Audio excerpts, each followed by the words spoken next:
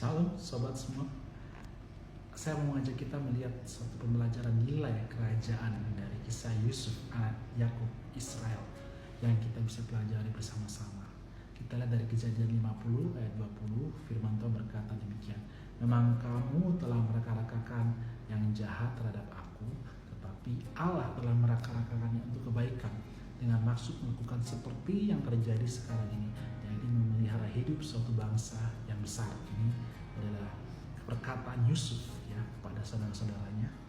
Nah, orang boleh merencanakan yang jahat, berbuat kecurangan, bahkan menyakiti kita, tapi Tuhan bisa membuat itu di ujungnya membawa kebaikan bagi kita. Amin. Roma 8 ayat 28 firman Tuhan berkata demikian. Kita tahu sekarang bahwa Allah turut bekerja dalam segala sesuatu untuk mendatangkan kebaikan bagi mereka yang mengasihi Dia, yaitu bagi mereka yang dipanggil sesuai dengan rencana Allah. Segala sesuatu yang terjadi dari hal kecil, ya, hal yang baik, hal yang penuh sukacita, bahagia, bahkan menyakitkan ataupun berat bagiku, itu adalah sebuah bagian dari gambar besar dalam kehidupan kita yang Tuhan taruh untuk kita diproses melalui itu. Apa yang Yusuf alami, ya, dijual bayangkan oleh saudaranya sendiri, difitnah oleh istri bosnya, dipenjarakan serta dibukakan. Hal itu terjadi dan Tuhan bisa pakai itu untuk mendatangkan kebaikan. Apa yang menjadi tujuan Tuhan, apa yang menjadi kehendak Tuhan terjadi atas kehidupan Yusuf. Dan saya percaya untuk kehidupan kita juga, untuk kehidupan saudara-saudara juga. Tuhan tidak mencoba Yusuf karena Tuhan tidak bisa dicobai. Firman Tuhan berkata, dan Tuhan mengizinkan Yusuf untuk melalui proses untuk suatu tujuan, purpose yang unik secara individu. Jadi jangan pernah kita bilang Tuhan mencobai kita. Dan poin yang terakhir saya menyampaikan bahwa Tuhan mengizinkan apa yang terjadi atas Yusuf untuk diproses, menuju proses, menuju purpose, tujuan daripada kehidupan Yusuf. Ya. Bahkan saya percaya yang telah ditaruh saat dia masih dalam kandungan ini, yang bagaimana dia mendapatkan mimpi saat dia kecil, ya, tentang hal itu.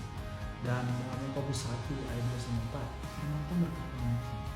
Saudara-saudara itu anggaplah sebagai suatu kebahagiaan apabila menjatuh ke dalam berbagai pencobaan, sebab kamu tahu bahwa ujian terhadap iman itu menghasilkan ketekunan, dan biarkanlah ketekunan itu memperoleh buah yang matang supaya kamu menjadi sempurna dan utuh dan tak kekurangan suatu apapun.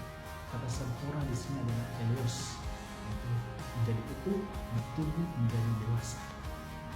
Tengah-tengah masalah, cobaan dan penderitaan ada Yusuf menyertai, memberkati dan memilih Yusuf. Saya percaya pencobaan yang diizinkan Yusuf itu untuk supaya Yusuf bisa menjadi pribadi yang utuh, tumbuh menjadi dewasa dalam iman dan rohaninya. Yusuf diuji dari perkara kecil seperti mengatur rumah tuannya, dan saat dia di penjara bagaimana dia mengambil bagian juga turut mengatur penjara, membantu kepala penjara sebelum dia dipercayakan menjadi orang nomor 2 di Mesir yang turut mengatur ketahanan pangan dan perekonomian kerajaan Mesir sesuai dengan mandat Raja Firaun. Nah, pertanyaan sekarang, apakah kita sudah setia pada perkara kecil dan sederhana? Ya, apakah kita sudah melakukannya dengan baik dan tanggung jawab? Karena kalau iya, bersiaplah, Tuhan akan memberikan perkara yang lebih besar bagimu untuk kau kerjakan.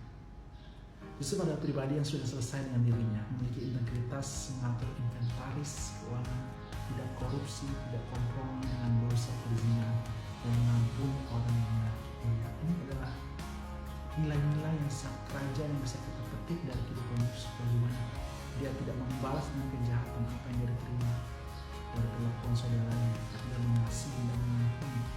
Dia tidak mengambil bagian dalam korupsi, kejahatan, perzinahan, memiliki integritas yang sangat baik. Ini yang patut kita contoh terutama di zaman ini. Kalau Tuhan kasih tobat, yang saya sampaikan, kalau Tuhan kasih tobat, jangan kita coba-coba kasih tobat. Proses kehidupan mungkin membawa kita pada keadaan yang paling rendah, di mana orang sudah memberikan judgment, penghakiman bahwa kita sudah selesai, sudah gagal, sudah tidak bisa dipakai lagi, atau tidak mungkin berhasil. Tapi disitulah saat kita lemah, kuasa Tuhan yang sempurna dinyatakan Tuhan Yesus memberkati.